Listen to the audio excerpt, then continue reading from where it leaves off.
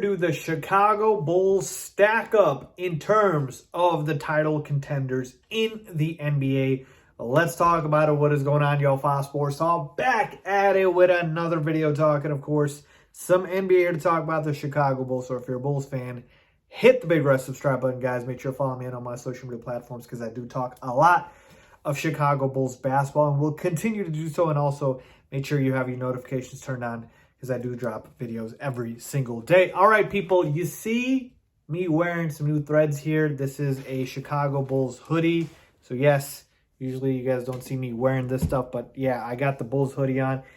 And it's pretty dope. I'm not going to lie. It's pretty dope. And you guys know I don't really promote a lot of stuff, but when I do, it's for a reason. And this hoodie is actually from Ultra Game. So I've partnered with Ultra Game. Just want to give a quick shout out to them. They gave me this awesome hoodie and I tried it out and I said, yeah, I love it. You guys know I will only promote products that I like, that I actually use. And I'm definitely going to be wearing one of these hoodies. Maybe check out the Bulls at the game and wear this. So if you guys are interested in checking them out, you should do so. I will have the link for the catalog down in the description. And in fact, because I've partnered with them, I'm going to do a special giveaway for this awesome hoodie and also other products as well. So if you want a chance to win some of this cool stuff, make sure you are subscribed, obviously, to me. Make sure you're subscribed to Ultra Game. They do have all of their links and social media handles in the description down below. I'll put that there. So make sure you are subscribed to me. They have a YouTube channel and all of their links are there. Like this video and then comment your favorite team. You'll automatically be entered into the giveaway, folks. I'm telling you right now, you know me. I don't really promote stuff I don't use. This is a pretty dope hoodie. I like it a lot. So shout out to Ultra Game for sponsoring the video, for partnering with me, man.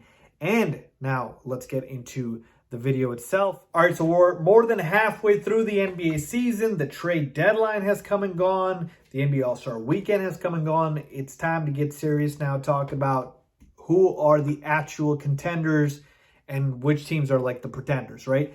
And so when I'm taking a look at the Bulls, I'm going to be comparing them to not just the teams in the Eastern Conference, but teams in the West as well. So we're talking about the entire NBA, and I'm talking about, you know, which teams do I see being better than the Bulls in terms of the contenders, and which teams do I see the Bulls being better than. So we're going to hop over to the whiteboard, and I'm going to go through those teams for you guys. Let's get into it. All right, here we go. Got the whiteboard behind me, and in fact, I've already filled it out with all of the teams in the Eastern Conference 1 through 8, who are obviously in the playoffs, or would be in the playoffs if the season ended right now. And same thing with the Western Conference as well, 1 through 8. And here's the crazy thing, folks. I know we're at the halfway point of the season, so it's a perfect time to look at this, but there's still teams, obviously, that you would have thought would never not be in the top 8 that are not there right now. In terms of the Western Conference with the Lakers, obviously they're on the outside looking in. Same thing with the Atlanta Hawks. So in case you don't see those teams, that's what the order is. This is literally the standings at this point of the season, right after the All-Star break. All right, so when we're taking a look at the question, where do the Bulls rank with these contenders, let's first eliminate the pretenders from the list. All right, we're going to look for the contenders and get rid of the teams that I don't believe are contenders or instead pretenders. So we'll start with the Eastern Conference. Obviously, we're not going to touch the Bulls because they're the topic of conversation. We'll go to the Miami Heat. Do I believe the Miami Heat are contenders, are legitimate contenders? I do. All right, and so I'm going to give them a check here, and here's why. Miami Heat obviously have Jimmy Butler. They have Bam Adebayo, Eric Spoelstra, one of the best coaches in the NBA. The thing with the Heat is their defense is really good. Their defense is really, really freaking good. And when you've got elite defenders like Jimmy, like Bam, even Kyle Lowry's having a decent season, you are going to be able to, get into that contender status if your offense is just even decent at this point. And so they are, and they have the pieces. I know it's not really a big three, but it's still a very, very solid three in Lowry, Bam, and Jimmy. And you can't count out guys like Tyler Hero, Duncan Robinson. Like, they've got weapons there, all right? Victor Oladipo, maybe he's going to be back, so that's another weapon for them. But Miami, I think they are a contender. They're going to be a tough out for whoever they face in the playoffs, all right? The Sixers, yes, I believe they are a contender, especially now with the addition of James Harden to that roster. You take him and Embiid, that's one of the best duos in basketball. Embiid could be the MVP. James Harden, obviously one of the best shooting guards in the NBA and in NBA history, period. So You love that. And then Tobias Harris, they didn't give him up in the trade. He's a great third option. Tyrese Maxey coming into his own. So the Sixers got pieces. Basically, they're a contender. All right, let's move on here to the Cavs. And this is my first pretender here. I'm sorry, Cleveland fans. I know you guys had a fantastic All-Star weekend in Cleveland, but you guys are not contenders. And here's why. They're just too young and inexperienced at this point, right? The Cavs have had a fantastic season. They would deserve a round of applause, but I can't see them winning a title with the current core that they have, just because, guys, it's so young. They have so much learning to do. Evan Mobley is going to be great. Darius Garland's already fantastic. Obviously, they don't even have Colin Sexton back. Jared Allen, he's having obviously an all-star season, but it's just too soon. It's too soon. I'm sorry. The way the NBA usually goes is, you have to go through your lumps. You have to go through your pains before you're a contender. And the Cavs shocked everybody, including myself, by even having the season that they're having. So, no, they're not a contender. All right, let's move on to the next one. The Milwaukee Bucks. Yeah, obviously they're the defending champs.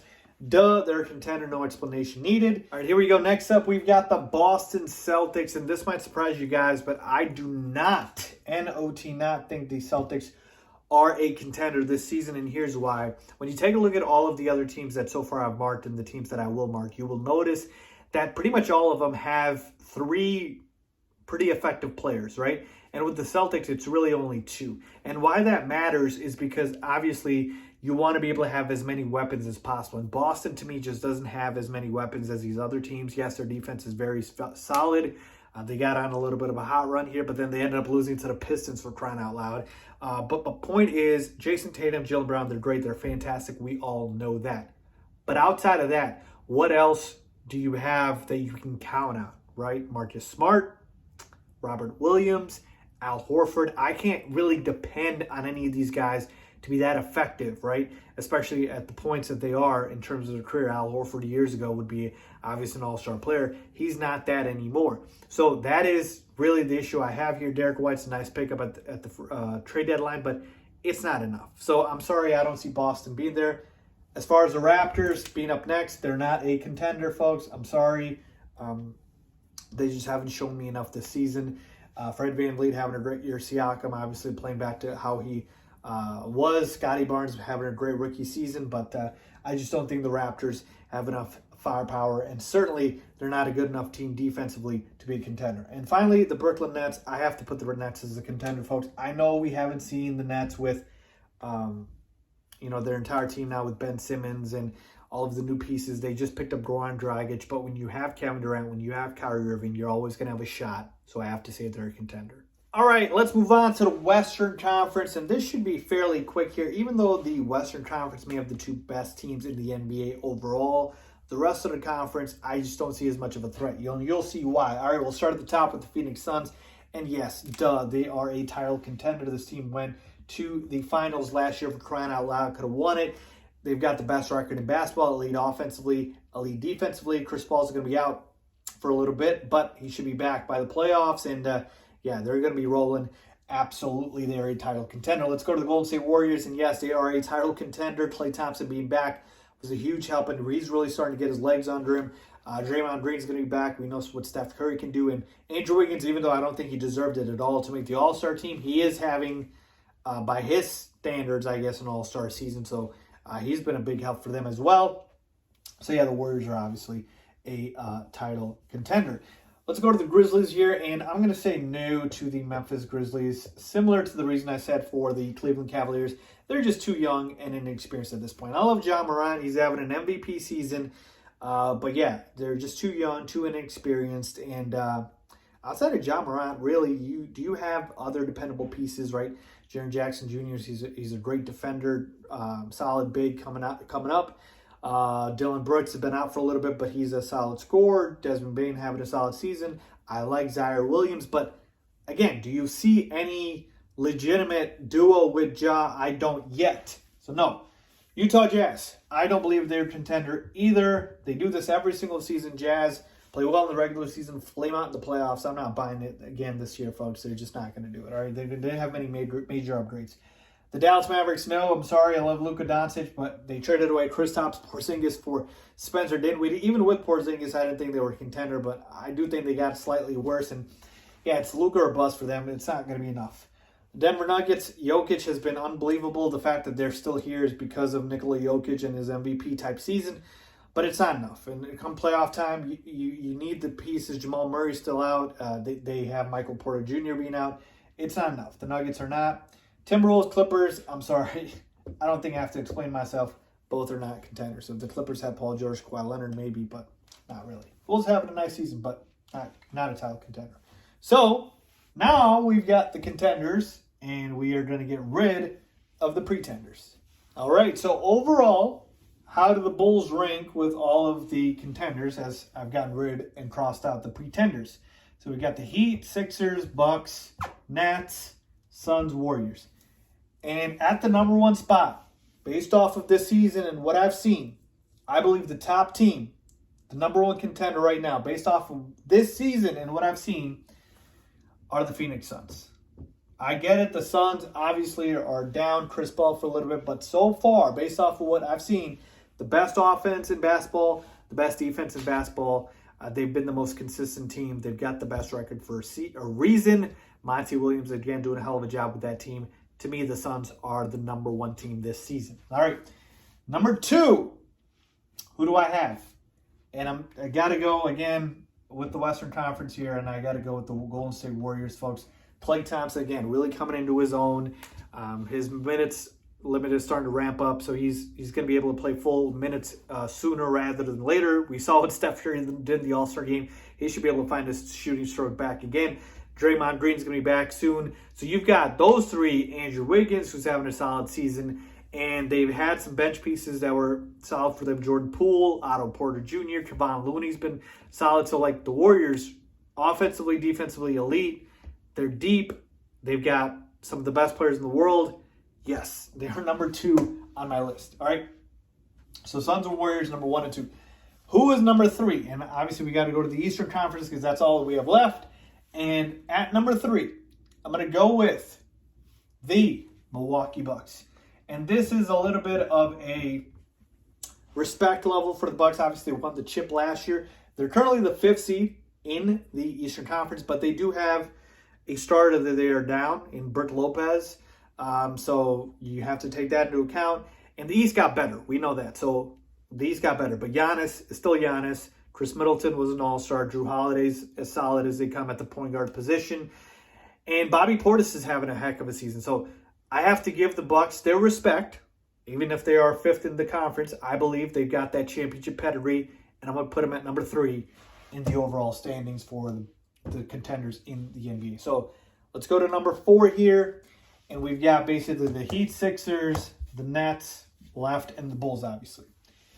All right, so at number 4, I've got the Chicago Bulls. Yes, there we go. The Bulls at number 4.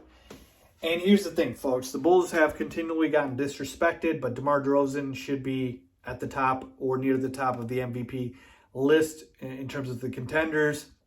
The Bulls defense, when they have been healthy, has been elite.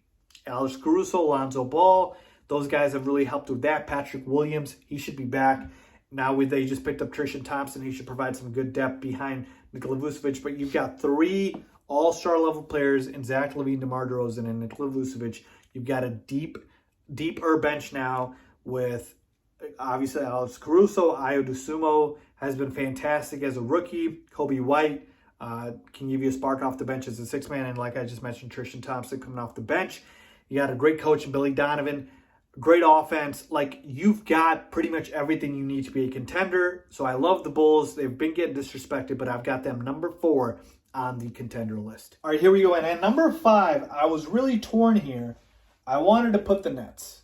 And I do believe if the stipulation that I have didn't exist, I would put the Nets here. But the reason I'm going to put the Sixers here is one reason and one reason only. Kyrie Irving. Folks, we don't know what's going to happen by the time the playoffs start, by the time we get to, the Eastern Conference Finals or the second round, whatnot.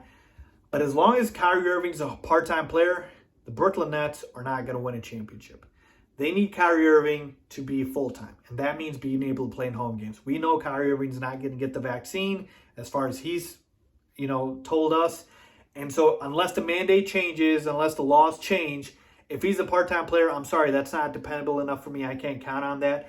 And to me, that takes Brooklyn out as far as being legitimate because your second best player is a part-time player, right? So that's just not enough. And that's why the next best team to me are the Sixers with arguably the best duo in Harden and Embiid. Certainly to me, Joel Embiid's the best big in the NBA. I know you can make the argument for Nikola Jokic, but Joel Embiid's having a fantastic season. The Sixers are deep. They've got a good coach in Doc. They're a good defense. So I got to go with the Sixers. But again, if it wasn't for the Kyrie thing, I would put the Nets here. But it's just not enough for me. They're not dependable. So there you have it. Overall, the Bulls to me rank fourth in terms of the NBA and overall contenders. I've got the Suns, Warriors, and Bucks above them. And then I got the Bulls at number 4. So let me know what you guys think. Agree, disagree? Was it too high, too low? Let me know down in the comment section below. Really appreciate you guys as always. Thanks for watching.